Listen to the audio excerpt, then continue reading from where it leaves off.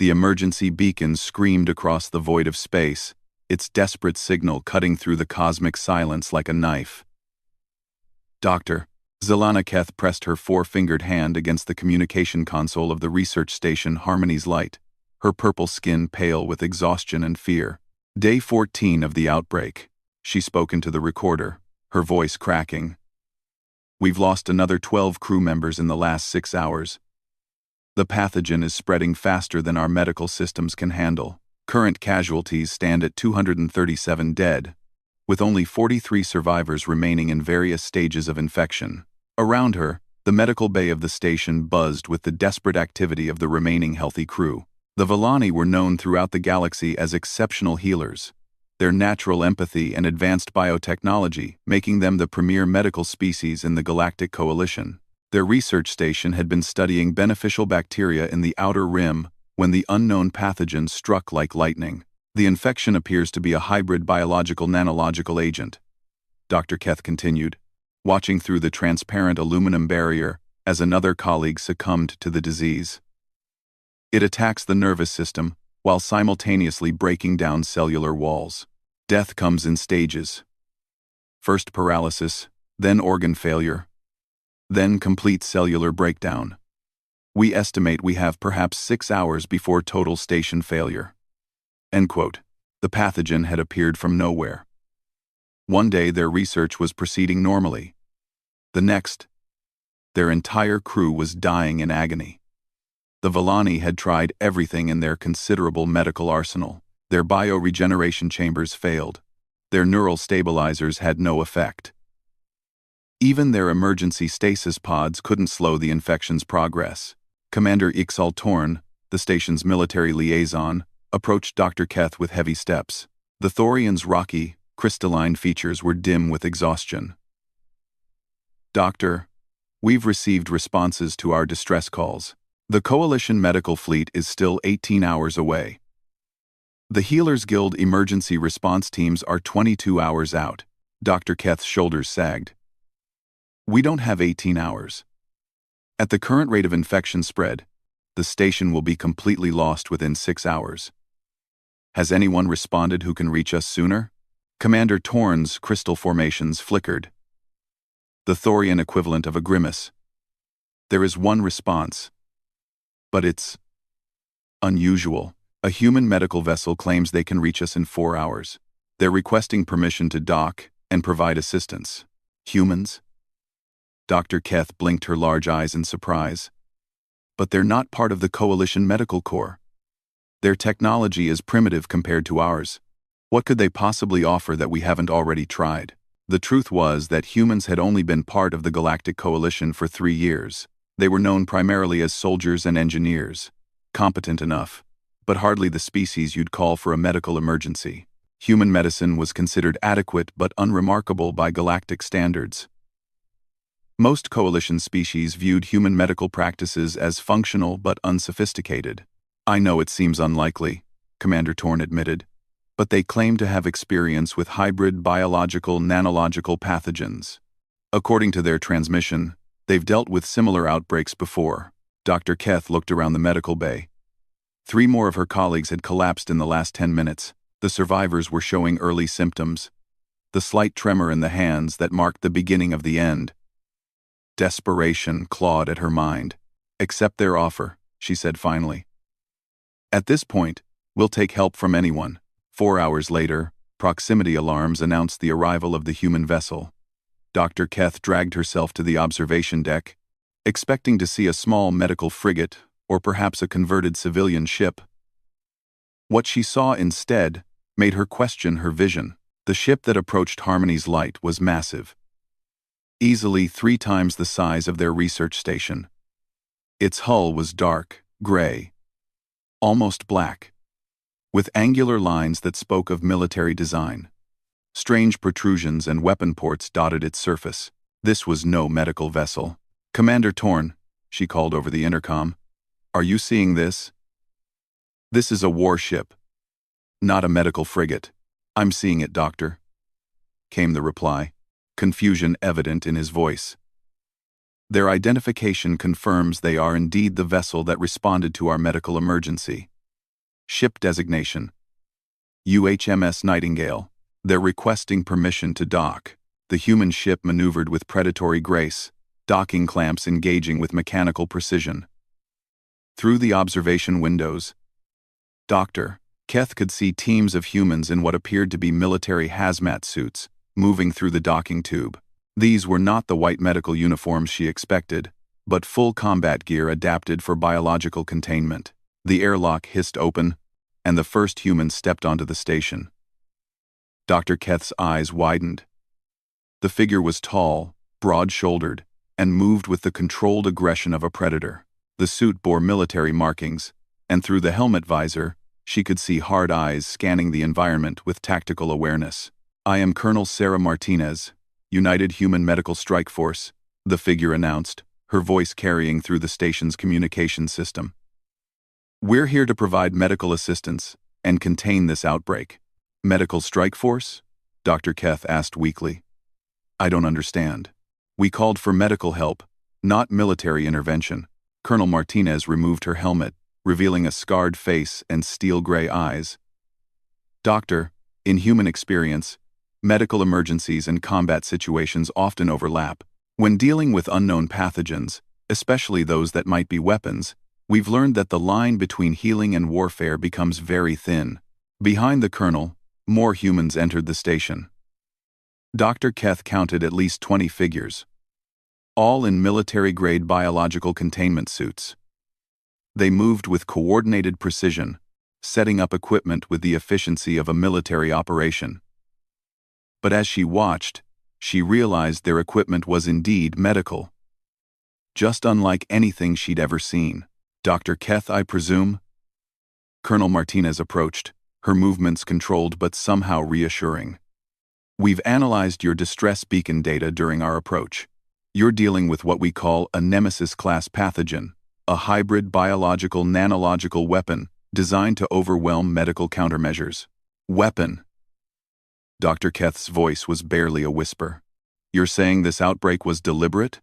"The signature is unmistakable," Colonel Martinez confirmed grimly. "We've encountered this type of attack before. The pathogen is designed to resist conventional medical treatment while spreading rapidly through enclosed populations. It's typically used as a prelude to invasion or as a terror weapon." One of the human medical technicians approached and handed the colonel a tablet. She studied it briefly before looking back at Dr. Keth. "The good news is that we know how to fight it.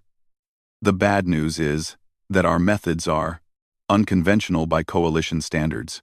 "What do you mean?" Dr. Keth asked, though she was beginning to suspect the answer would be disturbing. "Human military medicine operates on a different philosophy than civilian medical practice," Colonel Martinez explained as her team began setting up their equipment throughout the medical bay. "We don't just treat symptoms or try to cure diseases peacefully. We wage war against them."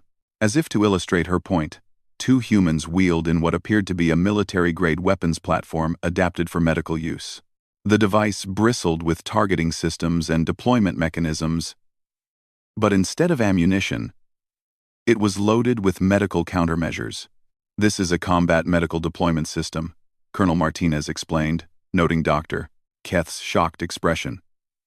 "It can deliver targeted medical nanobots, aggressive antiviral agents, and emergency surgical intervention in combat conditions. We developed it after the Kepler colony incident." Dr. Keth had heard whispers about the Kepler colony incident, rumors that humans had faced some kind of biological weapon attack during their early expansion phase. The details had never been made public, but the aftermath had apparently changed how humans approached medical emergencies. "Colonel," Commander Torn's voice crackled over the intercom, "we're reading massive energy signatures from your ship. What exactly did you bring with you?" Colonel Martinez activated her suit's external speakers so both aliens could hear her clearly. "The UHM's Nightingale is a Hippocrates-class medical warfare vessel. She carries a full military hospital, biological weapons, countermeasure laboratory, orbital sterilization capability, and enough firepower to glass a small moon if necessary." The casual way she mentioned orbital sterilization capability sent chills through both alien observers. "In human experience," Colonel Martinez continued as her teams worked with military precision, Medical emergencies in space often require extreme measures. Sometimes healing requires destroying the disease so completely that it can never threaten another soul. Sometimes that means taking a scalpel to the problem. Sometimes it means taking a plasma cannon to it.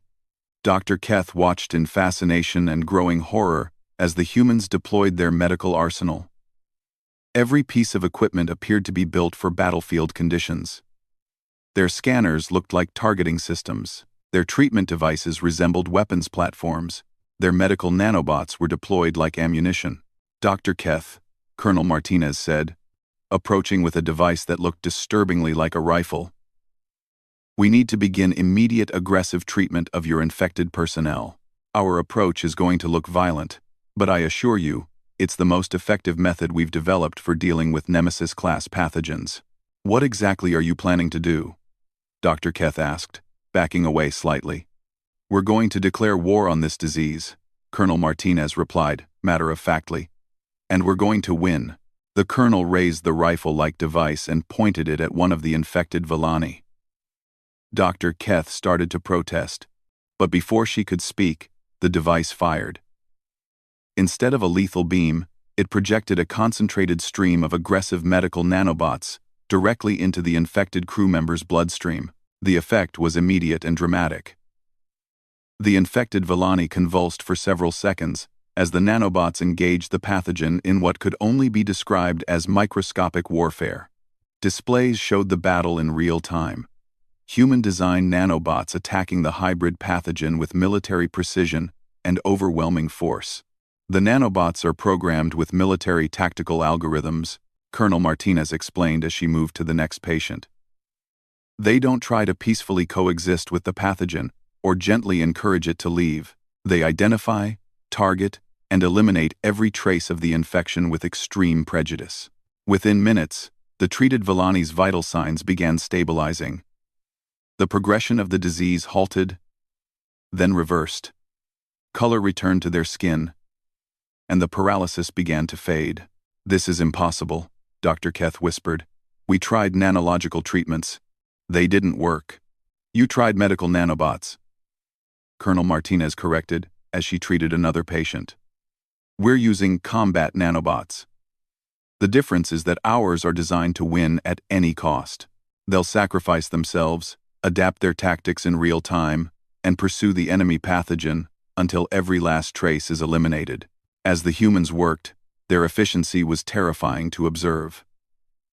They moved through the station like a military unit securing hostile territory. Every action was coordinated, every movement purposeful. Within an hour, they had identified and treated every infected crew member, established a sterile perimeter, and begun deep decontamination procedures. Colonel, one of the human technicians reported, we've identified the pathogen's point of origin. The infection vector was introduced through the water recycling system approximately 15 days ago. It appears to have been a deliberate introduction. Colonel Martinez nodded grimly. As suspected. Dr. Keth, your station was attacked. This wasn't a random outbreak or research accident. Someone deliberately infected your people with a biological weapon. The implications hit Dr. Keth like a physical blow. Who would do such a thing? And why?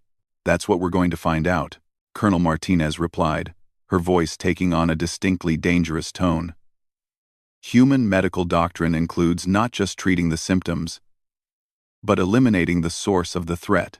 We don't just heal the victims, we hunt down those responsible. As if summoned by her words, alerts began sounding throughout the station. Commander Torn's voice echoed over the intercom. Tense with alarm. Unknown vessels approaching from multiple vectors. Configuration suggests hostile intent. They appear to be moving to surround the station. Uppressing. Colonel Martinez activated her communicator with swift efficiency. Nightingale. This is Colonel Martinez. We have incoming hostiles. Prepare for combat operations. The response came immediately, the voice calm and professional despite the circumstances. Roger that, Colonel. All weapons systems are online and ready. Should we engage? 1. Dr. Keth stared in shock. The humans had arrived, claiming to provide medical assistance, but they were clearly prepared for warfare. I don't understand. How did you know there would be an attack? Colonel Martinez checked her weapon, which Dr. Keth now realized was both a medical device and an actual combat rifle, and smiled grimly. Doctor, in human experience, biological weapons attacks are never standalone events. They're the opening move in a larger operation. Whoever deployed this pathogen is coming back to see the results of their handiwork. But this is a medical emergency, Dr. Keth protested weakly. No, Doctor, Colonel Martinez replied, as she moved toward the observation deck, her team following in combat formation. This stopped being a medical emergency the moment someone turned your research station into a biological weapons testing ground. Now it's a combat situation that happens to have medical components. Through the observation windows, Dr. Keth could see the approaching ships, sleek, predatory vessels of unknown design, emerging from behind the nearby asteroid field. Their formation and approach pattern left no doubt about their intentions. Nightingale, Colonel Martinez spoke into her communicator. You are authorized to engage hostile vessels with extreme prejudice. Protect the medical station and prevent any escape of enemy assets. Copy that, Colonel. Engaging now. The space around Harmony's light suddenly erupted in light and violence as the human warship revealed its true nature. What had appeared to be a medical vessel moments before now bristled with weapons that belonged on a battleship. Plasma cannons, missile launchers, and energy weapons that Dr. Keth couldn't even identify opened fire with devastating accuracy. Colonel, Dr. Keth asked weakly, what exactly is human military medicine? Colonel Martinez watched as the Nightingale systematically dismantled the attacking fleet with brutal efficiency. Doctor, human military medicine operates on a simple principle. You can't heal people if the threat that hurt them is still out there. Sometimes the best medicine is making sure the disease can never spread to anyone else. Sometimes that means finding a cure. Sometimes it means finding the source and eliminating it with orbital bombardment. As the last of the attacking vessels exploded in brilliant fire, Colonel Martinez turned back to Dr. Keth with a smile that was both reassuring and terrifying. Don't worry, Doctor. The medical emergency is now completely under control. The bridge of the UHMS Nightingale hummed with controlled activity as Admiral Rebecca Stone reviewed the tactical situation. Through the massive viewport, the debris field that had once been an attacking fleet drifted silently in space, testament to human military medicine's approach to threat elimination. Admiral, Lieutenant Commander James Walsh, reported from the communications station. Colonel Martinez confirms all survivors on Harmony's Light have been successfully treated. The pathogen has been completely eliminated from their systems. Excellent, Admiral Stone replied, her weathered features reflecting years of similar operations. What's our status on the attacker's origin? Intelligence analysis indicates the assault vessels were of hegemony design, Commander Walsh continued, his fingers dancing over holographic displays. Specifically, they match the configuration of Kythera biological warfare units. Dr. Keth, who had been brought aboard the Nightingale for her own safety, stood awkwardly among the human crew. Everything about the ship reinforced that this was no ordinary medical vessel. The walls were armored, the corridors wide enough for combat teams, and every surface seemed designed for war rather than healing. The Kythera hegemony, Admiral Stone explained, noting the Villani doctor's confusion. They're a supremacist faction that believes inferior species should be eliminated or enslaved. They've been using biological weapons to soften targets before invasion for the last decade. But why attack a research station? Dr. Keth asked. We were studying beneficial bacteria. We pose no threat to anyone. Colonel Martinez, who had just arrived on the bridge, answered grimly. Doctor, you were studying bacteria that could revolutionize medical treatment throughout the galaxy. The Kythera can't allow that kind of advancement among what they consider inferior species. They'd rather see you dead than successful. The revelation hit Dr. Keth like a physical blow. Her life's work, research that could save millions of lives, had made her people targets for extermination. Admiral, the ship's intelligence officer reported, we've decoded the attacker's communication logs. The assault on Harmony's Light was part of a coordinated operation.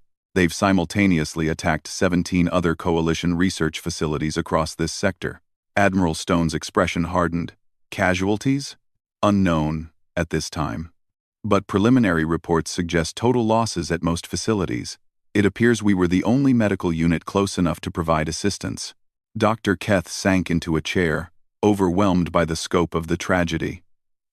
17 facilities. Thousands of researchers. All dead because they wanted to help people. Not all dead, Colonel Martinez said firmly. Not if we act quickly.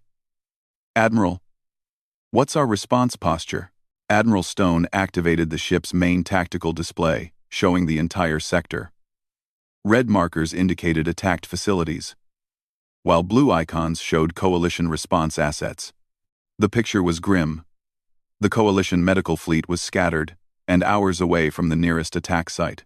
The Coalition's requesting emergency assistance, Admiral Stone announced. They're asking if we can provide medical support to any other facilities. Can we? Dr. Keth asked, hopefully.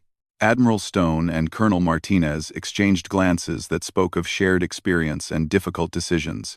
Doctor, Admiral Stone said carefully, human military medicine has developed certain capabilities that the Coalition finds disturbing. We can help, but our methods might be difficult for you to accept. What do you mean? Colonel Martinez activated a secondary display showing the Nightingale's specifications. Doctor, this ship isn't just a hospital. It's a mobile medical warfare platform. We carry enough firepower to sterilize entire star systems if necessary, along with the medical facilities to treat anyone who survives. But why? Dr. Keth asked, genuinely confused. Why would you need such destructive capability for medical missions? Because sometimes, Admiral Stone said quietly, the only way to cure a disease is to burn it out completely. The Kythera biological weapons program isn't just an attack on your people. It's a cancer that threatens every species in the galaxy. We can treat the symptoms, or we can eliminate the source. Dr. Keth looked around the bridge at the human faces surrounding her. These people spoke of orbital bombardment and species extermination with the same calm professionalism that her own people discussed cellular regeneration therapy. You're talking about attacking the Kythera directly, she realized. We're talking about performing surgery, Colonel Martinez corrected. Precise, targeted removal of malignant tissue that threatens the health of the galactic community. The communications array chimed with incoming transmissions. Commander Walsh's expression grew increasingly grave as he monitored the reports. Admiral, we're receiving distress signals from 3 more research facilities. The attacks are ongoing. They're requesting immediate medical assistance. Distance and travel time? Facility Alpha 7 is 4 hours away. Beta 3 is 6 hours. And Gamma 9 is 8 hours. At current Coalition response speeds, none will receive assistance for at least 14 hours. Dr. Keth did the math in her head. Based on what she'd seen of the pathogen's progression, everyone at those facilities would be dead long before traditional medical help arrived. There's another option, Admiral Stone said, her voice taking on a harder edge. We've been tracking the Kythera fleet responsible for these attacks. They're regrouping at a staging area approximately 10 hours from here. If we move quickly, we can reach them before they launch their next wave of attacks. You want to attack them directly? Dr. Keth asked. I want to prevent them from killing anyone else, Admiral Stone replied. Sometimes the best medicine is preventive care. Colonel Martinez pulled up intelligence data on the Kythera staging area. It's a mobile weapons platform, disguised as a research station. They're developing new biological agents, while using the old ones to attack Coalition facilities. If we eliminate this base, we stop not just the current attacks, but future ones as well. But what about the people who are dying right now? The ones calling for help? Admiral Stone's expression softened slightly. Doctor, this is the hardest lesson of military medicine. Sometimes you have to choose between treating the patients in front of you and preventing more patients from being created. Sometimes you have to let some people die to save many more. Dr. Keth stared at the tactical display, watching as more distress signals appeared. Each one represented hundreds of lives. Researchers, doctors, scientists whose only crime had been trying to make the galaxy a better place. There might be a third option, she said quietly. What if we split up? No. Explain, Admiral Stone prompted. Your ship is enormous. Could you detach medical units to assist the attacked facilities while your main force deals with the Cathera base? Colonel Martinez shook her head. Doctor, the Nightingale is designed as an integrated system. We can't just send off pieces of the ship, but you could send people, couldn't you? Medical teams with portable equipment? Admiral Stone considered this. Theoretically, yes. We could deploy rapid response teams to the attacked facilities, but they'd be going in without heavy support, and if they encounter Kythera forces, they'd be slaughtered, Colonel Martinez finished bluntly. Doctor, our medical teams are trained for combat, but they're not equipped to handle full military assault. Dr. Keth thought about her colleagues on Harmony's Light, how they'd been dying in agony while she watched helplessly. Then she thought about the thousands of others facing the same fate at this very moment. What if I went with them? She asked suddenly. The bridge fell silent. Admiral Stone and Colonel Martinez stared at her as if she'd suggested something insane. Doctor, Admiral Stone said carefully, you're a civilian. You have no military training. You'd be a liability in a combat situation. But I understand the pathogen, Dr. Keth argued. I've seen how your treatments work. I could help your teams treat patients more effectively while they handle any threats. Absolutely not, Colonel Martinez said firmly. We're not putting a civilian in harm's way. With respect, Colonel, everyone in this sector is already in harm's way. The question is whether we're going to help them or not. Admiral Stone studied the Villani doctor with new interest. You'd be willing to risk your life to help strangers? I became a doctor to save lives. Dr. Keth replied simply. If I can help save more lives by taking that risk, then it's not really a choice at all. And, Commander Walsh cleared his throat. Admiral, we're receiving a priority transmission from Coalition Command. Put it through, Admiral Stone ordered. The main screen shifted to show Admiral Corvin Thess, the Altarian commander of Coalition Medical Forces. His usually calm features were strained with exhaustion and desperation. Admiral Stone, thank the void you're responding. The situation is deteriorating rapidly. We've now confirmed attacks on 23 Coalition medical facilities. Estimated casualties exceed 8,000, with more dying every hour. What's your request, Admiral? Stone asked. We need your help. I know human medical methods are unconventional, but you're the only medical unit close enough to make a difference. The Coalition Council has authorized any action necessary to save lives. Dr. Keth stepped forward before Admiral Stone could respond. Admiral Thess, this is Dr. Zelana Keth from Harmony's Light. The humans saved my entire crew from a Kythera biological weapon. Their methods work. Admiral Thess's eyes widened slightly at seeing the Villani doctor on a human warship. Dr. Keth, we feared your station was lost. It would have been, without human intervention. Admiral, they're offering to split their forces.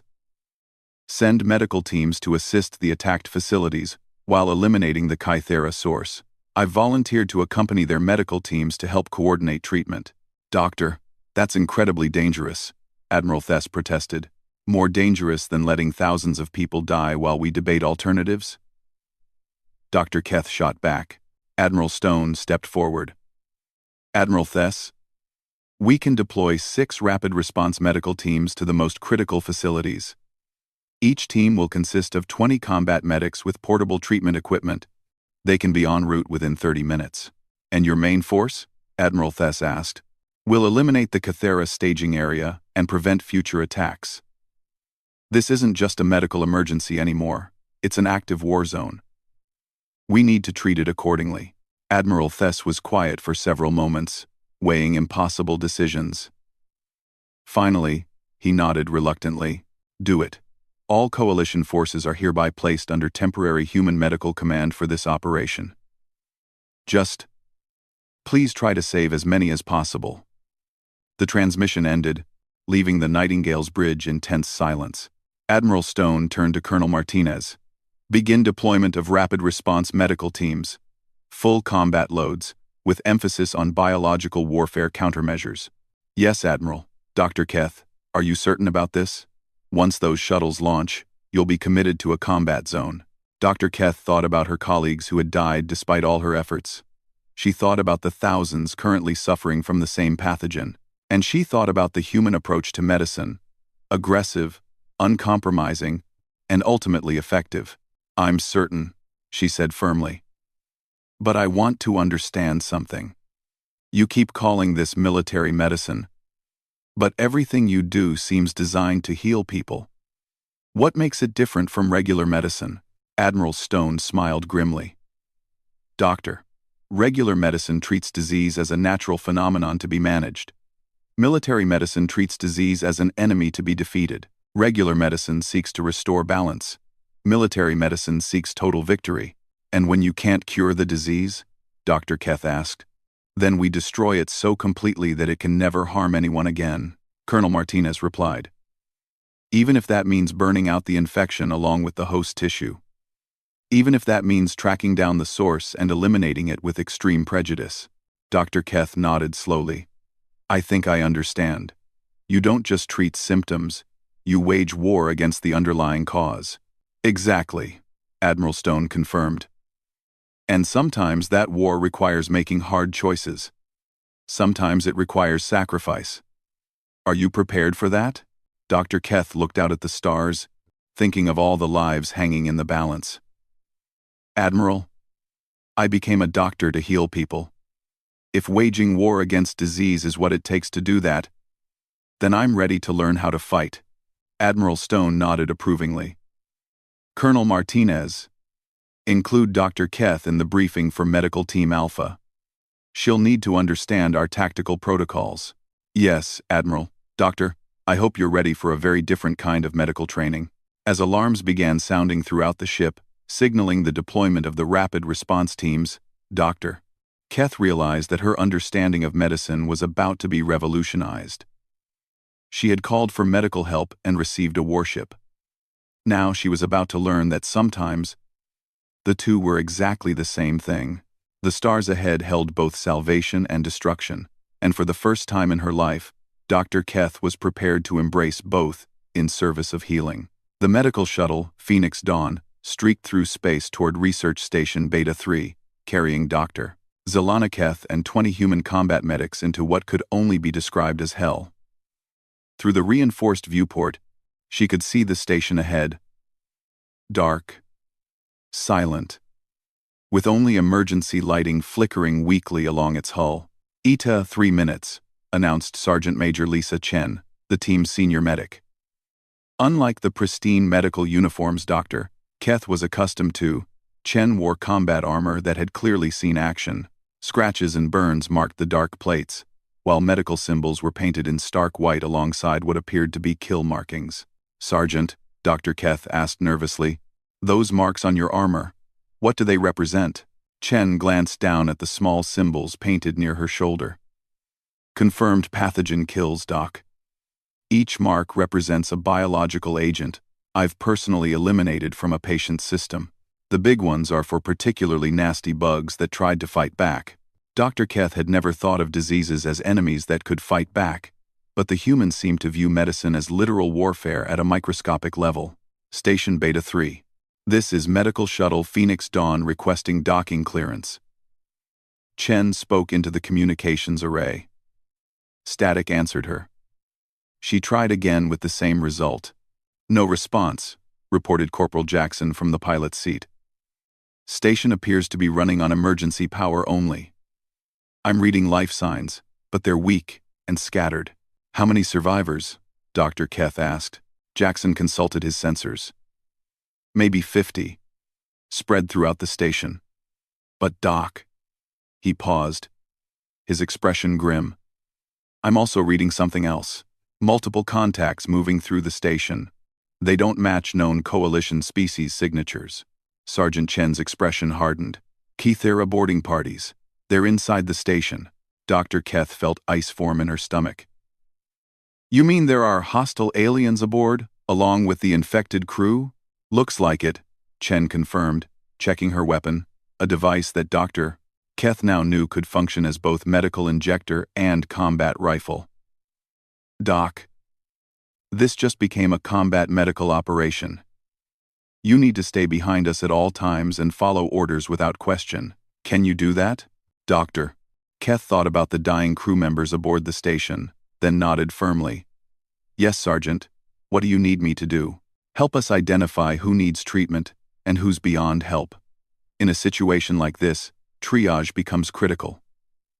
We can't save everyone, so we focus on those with the best chance of survival. The shuttle docked with a metallic clang, and the humans immediately shifted into what Dr. Keth could only describe as predator mode. Their movements became fluid and coordinated, weapons ready, scanning for threats, while simultaneously deploying medical equipment. The airlock opened to reveal a darkened corridor filled with the acrid smell of death and something else, something chemical and wrong that made Dr. Keth's skin crawl. Biological contamination is off the charts, reported Private Williams, consulting his scanner. But it's not just the pathogen. Someone's been using chemical weapons in here too. Kythera standard procedure. Chen explained grimly. First, they deploy the biological agent. Then they board to finish off survivors with chemical weapons. Makes sure nothing useful survives. Dr. Keth had never imagined such calculated cruelty. How can any species be so methodical about causing suffering? Same way a cancer is methodical about destroying healthy tissue, Chen replied, moving forward with her weapon raised. Some things are just fundamentally malignant.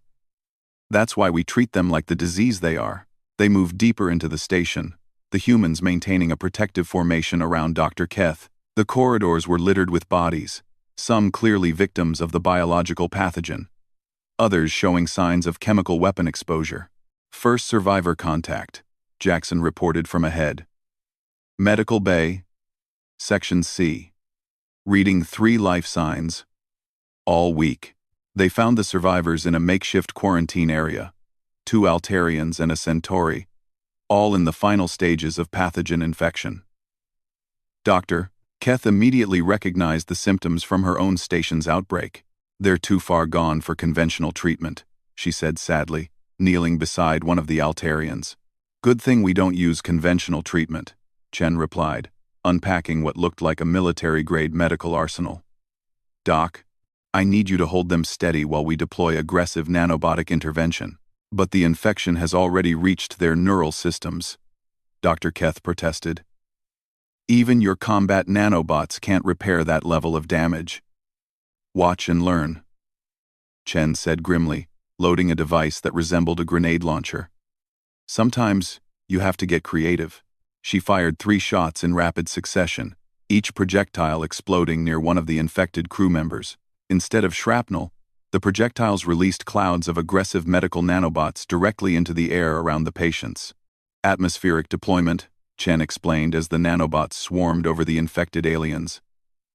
When the infection is too advanced for direct injection, we flood the entire area with combat nanobots and let them find their own way in. Dr. Keth watched in amazement as the nanobots began their microscopic war against the pathogen. Unlike anything she'd seen in conventional medicine, these nanobots didn't just neutralize the disease, they actively hunted it down, adapted to its defenses, and pursued it through every cell in the infected bodies. Neural function is stabilizing, reported Williams, monitoring the patient's vital signs. The nanobots are rebuilding damaged tissue as they go. How is that possible? Dr. Keth asked. Nanobots can't regrow neural tissue. Combat nanobots can, Chen replied. They're programmed with one overriding directive: victory at any cost. If that means cannibalizing themselves to rebuild the patient's brain tissue, they'll do it. The injured aliens began showing signs of improvement within minutes. Color returned to their skin, breathing stabilized, and the paralysis began to fade. It was like watching death itself retreat in defeat. Movement in the corridor, Jackson reported suddenly. Multiple contacts approaching. Definitely not coalition species. Chen immediately shifted back to combat mode. Kythera cleanup crew. They're here to make sure no one survives to tell what happened. Dr. Keth could hear them now. Harsh, clicking voices speaking in an alien language that sounded like machinery grinding against bone. The sounds grew closer, accompanied by the metallic scrape of armored feet on deck plating. "Doc, we need to move these patients to a secure location," Chen ordered. "Williams. Jackson. Establish a defensive perimeter.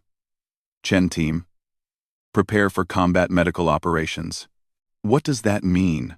Dr. Keth asked, as the humans began setting up what appeared to be a mobile field hospital. "It means we treat our patients while simultaneously engaging enemy forces," Chen explained matter-of-factly. "Standard human medical protocol for contested areas." The first Kythera appeared in the doorway, a massive creature covered in chitinous armor, wielding weapons that dripped with chemical residue.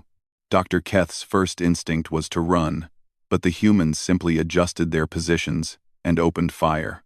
What followed was unlike anything Dr. Keth had ever witnessed. The human medics fought with surgical precision, their weapons cutting down the alien attackers while they continued treating the infected patients. Chen literally performed emergency surgery on one patient while shooting at Kythera soldiers with her free hand.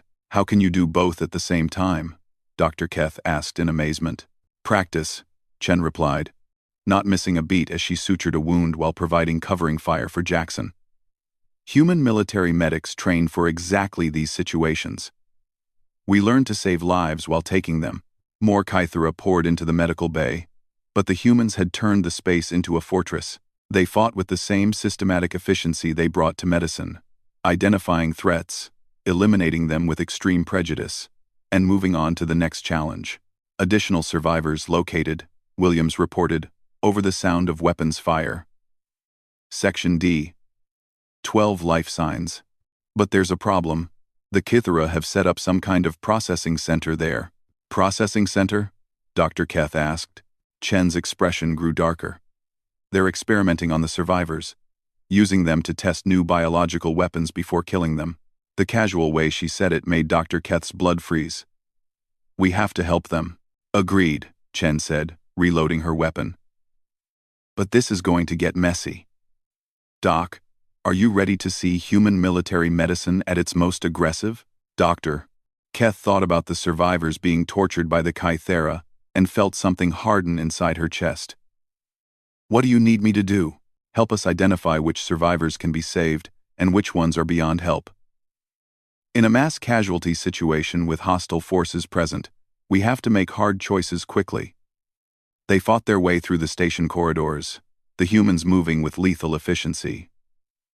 "Doctor," Keth began to understand why other species found human military medicine disturbing.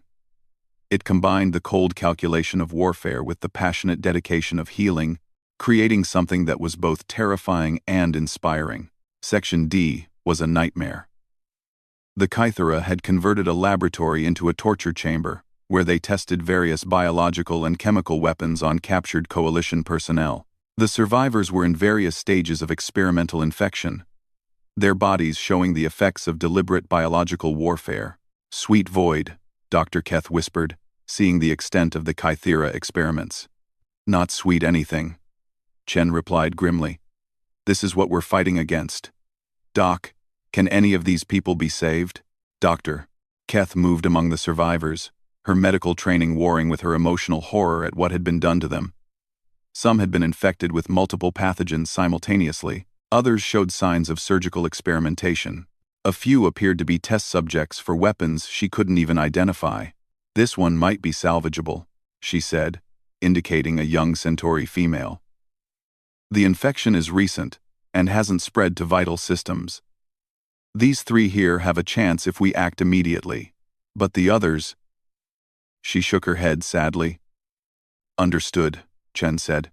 "Team, prepare for aggressive emergency intervention. We're going to save who we can, and make sure the ones we can't save don't suffer anymore." Dr. Keth watched as the humans deployed their medical arsenal with military precision. For those who could be saved, they used every tool in their considerable medical armory. Combat nanobots, aggressive antiviral agents, emergency surgical intervention performed under fire.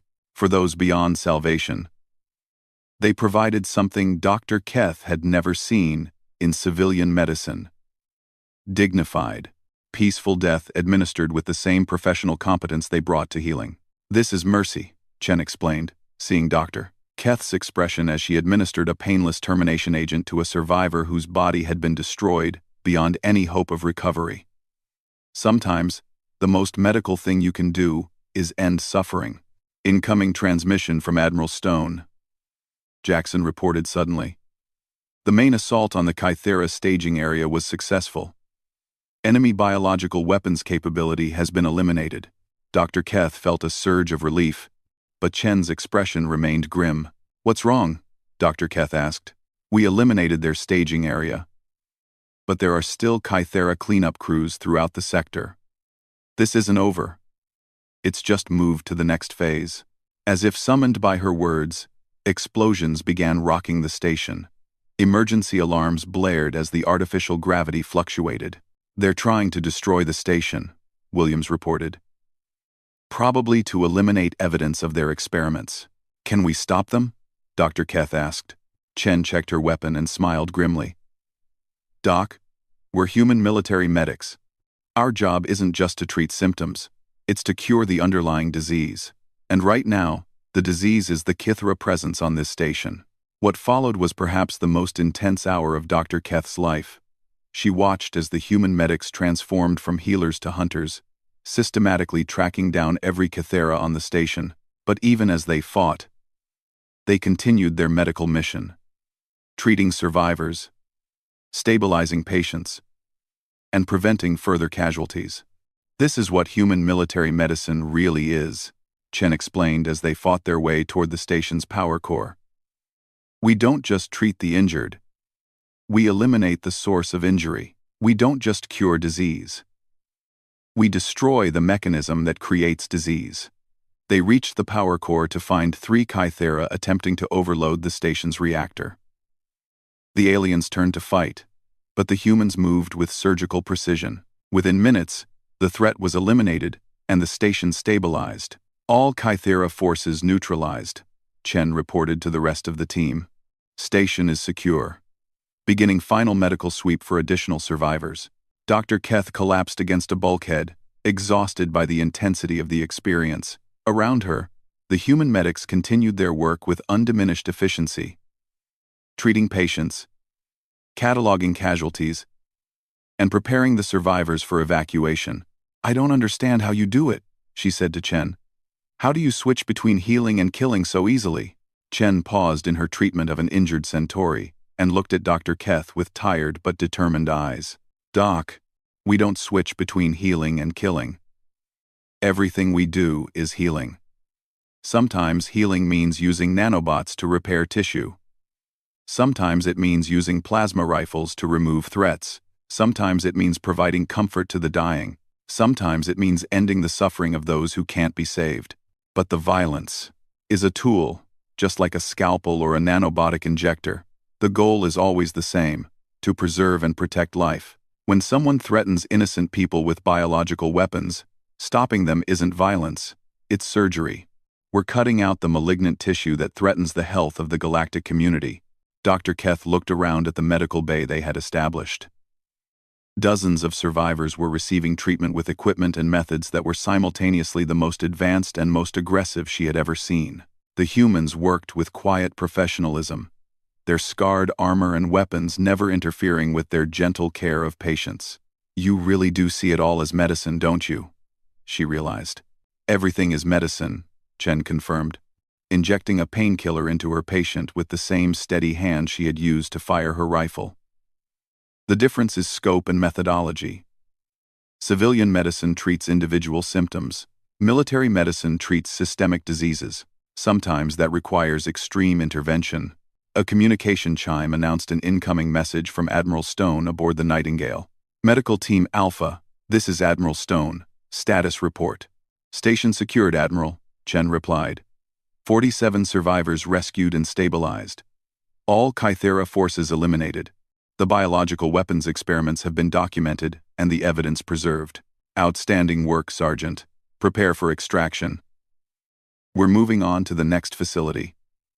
Dr. Keth looked up in surprise. There are more attacks? Always, Chen said matter-of-factly.